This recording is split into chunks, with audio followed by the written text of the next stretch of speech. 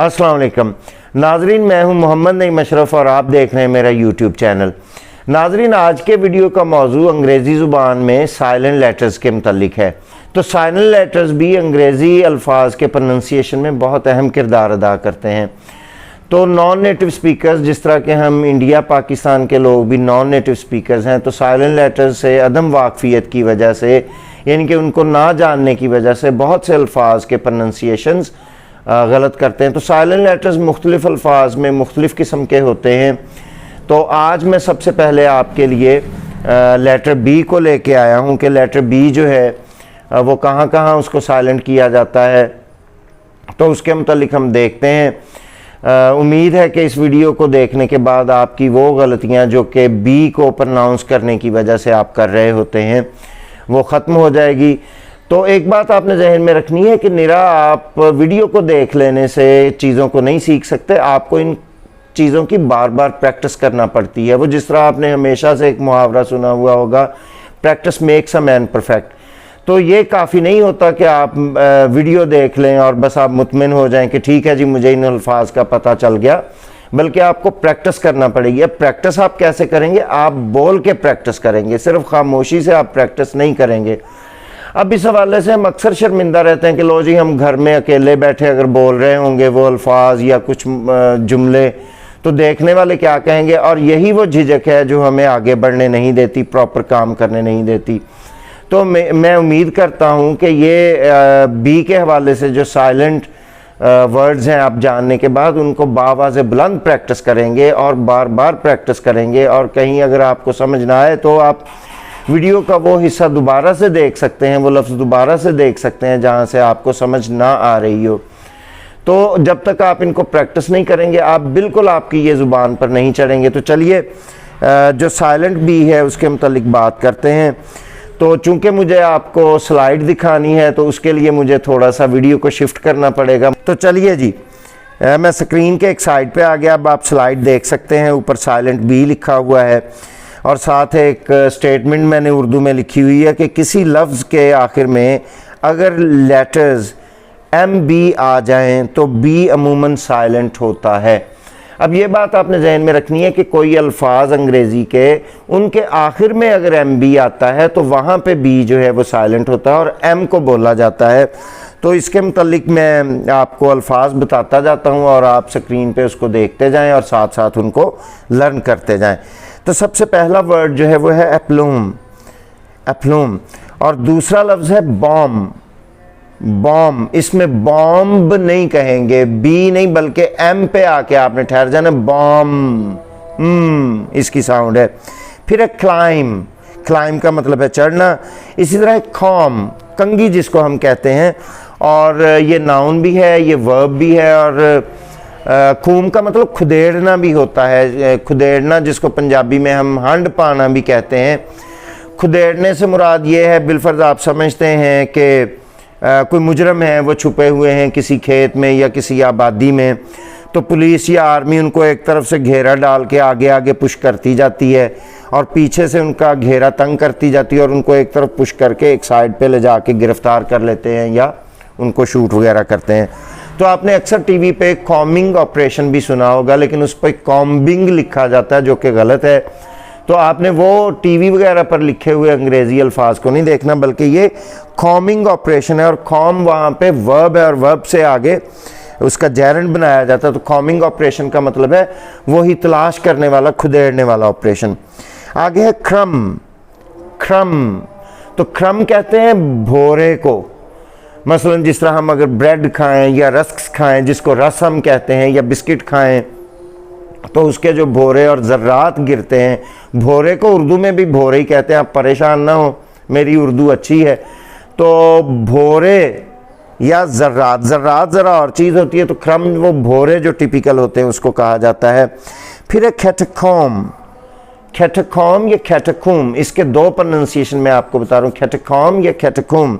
और कैटकूम कहते हैं तहखाने को, या तहखाने में बने हुए कब्रिस्तान को, या तहखाने में बनी हुई कोई भी ऐसी चीज़ जहाँ पे कोई एक्टिविटी की जाती है, तो ऐसे तहखाने को कैटकूम कहा जाता है। फिर है डम, डम, डम जो बोल नहीं सकते, जिनकी ज़ुबान बंद होती है, तो उनको डम्ब नहीं कहा जाता, डम कहा जाता है। फिर है लैम, लैम भेड़ का बच्चा, मेमना जिसको हम कहते हैं, ये लैम्ब नहीं होता, हमारे यहाँ इसको आमतौर पर लैम्ब कहा जाता है, ये लैम्ब नहीं होता बल्कि लैम होता है। और स्कॉटिश में इसको लाम भी कहते हैं, बल्कि स्कॉटिश में इसको कहते ही लाम है, खड़े इसको ए से बोलते हैं। फिर है लिम, लिम 2-2 दफ़ा या 3-3 दफ़ा मैं जानबूझ के बोल रहा हूँ ताकि आप अच्छी तरह उनको सुन लें। लिम, अब लिम किसको कहते हैं? ये आज़ा जो हमारे होते हैं, जहाँ पे जोड़ हमारे काम कर रहे होते हैं, ये लिम्स कहलाते हैं। मसलन ये मेरा जो बाजू है ये एक लिम है, और बाजू से आगे वाला हाथ जो है ये एक लिम है। इसी तरह ये टांग जो नी है ये भी लिम कहलाती है। फिर है नम, नम, नम ये नाउन भी है, वर्ब भी है। और नाउन, नम का मतलब है सुन्न हो जाना जी, जिस तरह हमारे हाथ पांव सुन्न हो जाते हैं, पंजाबी में जिसे हम कहते हैं सो जाते हैं, उर्दू में भी उनको सोना कहते हैं, लेकिन प्रॉपर वर्ड जो है वो सुन्न हो जाना है, उसको कहा जाता है। फिर है स्कम, स्कम, स्कम का मतलब है शिकार हो जाना, जिस तरह हम कोई ज़ख्मों के शिकार हो जाए, मसलन हम कहते हैं ही स्कम्ड टू वूम, तो स्कम। फिर है थम, ये थंब नहीं होता, थम होता है, ये नाउन भी है वर्ब भी है। और नेक्स्ट वर्ड जिस तरह कि आप स्क्रीन पे देख रहे हैं वो TOM भी लिखा जाता है। अब यहाँ पे इसको हमारे यहाँ इसका प्रोनाउंसिएशन टॉम्ब किया जाता है, ये टॉम नहीं है, बल्कि बी मैंने आपको पहले ही बता दिया, ये एम के बाद आ रहा है तो बी साइलेंट है, और इसका प्रोनाउंसिएशन फिर टॉम नहीं है बल्कि टूम। प्रोनाउंसिएशन सुन लें, टूम।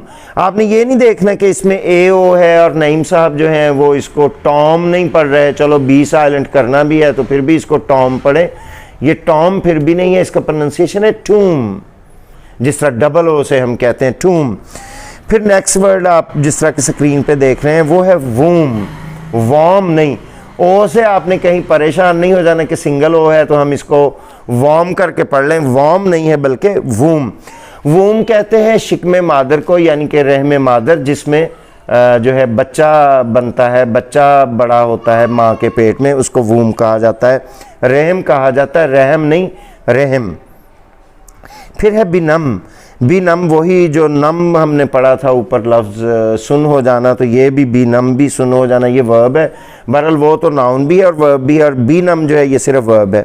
और बिनम के बाद नेक्स्ट वर्ड है प्लम, PLUMB। प्लम जो है आपने देखा होगा मिस्त्रियों के पास एक लट्टू सा होता है धात का बना हुआ, वो लोहे का या शीशे का बना हुआ होता है, तो उसको साल कहा जाता है। उर्दू में भी उसको साल ही कहते हैं, पंजाबी में भी उसको साल ही कहते हैं। और वो लटका के दीवारों के साथ एक डोरी उसके साथ लटकी होती है, लाइन जिसको कहते हैं डोरी को, तो लाइन के साथ वो लटका होता है। तो दीवार की सीधाई देखने के लिए, उसकी सीध देखने के लिए उसको लटकाया जाता है, जिससे मिस्त्रियों को ये पता चलता है कि वो जो दीवार बना रहे हैं वो कहीं आगे पीछे अंदर बाहर तो नहीं, अंदर बाहर देखने के लिए, उसका कुब वगैरह देखने के लिए वो इस्तेमाल की जाती है, तो उसको प्लम कहा जाता है।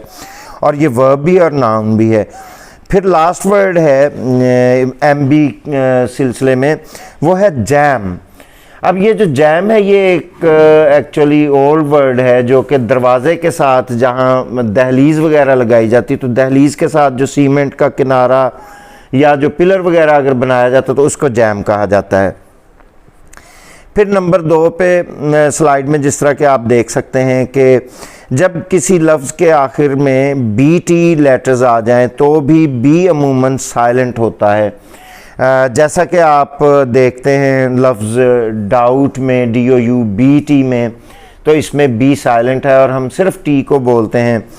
और फिर डेट है, ये कल के वीडियो में भी इसको पढ़ा था, B इसमें भी साइलेंट है और हम डायरेक्टली T को पढ़ते हैं। फिर ये लफ्ज़ है सटल, सटल का मतलब है बड़ा नाजुक, बारीक। बारीक से मुराद बारीक धागा नहीं, यानी कि कोई बारीक ख्याल हो सकता है, कोई बारीक आपका आइडिया हो सकता है, कोई अप्रोच बारीक हो सकती है, वो जो सटल होती है चीज़। और इसका आगे एब्स्ट्रैक्ट नाउन है सटल्टी, यानी कि बारीकी और लताफत, लतीफ़ बात जो होती है। जिस तरह के हम कोई बिटवीन दी लाइन बात करें तो वो भी बड़ी नाजुक और बारीक बात होती है, जो हमें इंटेलेक्चुअली समझनी पड़ती है और एब्स्ट्रैक्टली इसको हमें समझना पड़ता है। तो ऐसी बात को सटल बात और उसके अंदर जो बारीकी मौजूद होती है उसको हम सटल्टी कहते हैं। तो बी साइलेंट के हवाले से आज का वीडियो जो है ये मुकम्मल होता है। कल एक नए टॉपिक के साथ प्रोनंसिएशन के हवाले से जिसमें कुछ मज़ीद साइलेंट लेटर्स को डिस्कस किया जाएगा, इंशाल्लाह मैं हाज़िर होऊंगा। चैनल को सब्सक्राइब कीजिए, वीडियो को लाइक ज़रूर कीजिए, अपने दोस्तों से शेयर कीजिए, यकीनन उनका वो पढ़ने वाले हैं तो उनका फ़ायदा होगा। इजाज़त चाहता हूँ मैं आपसे। अल्लाह।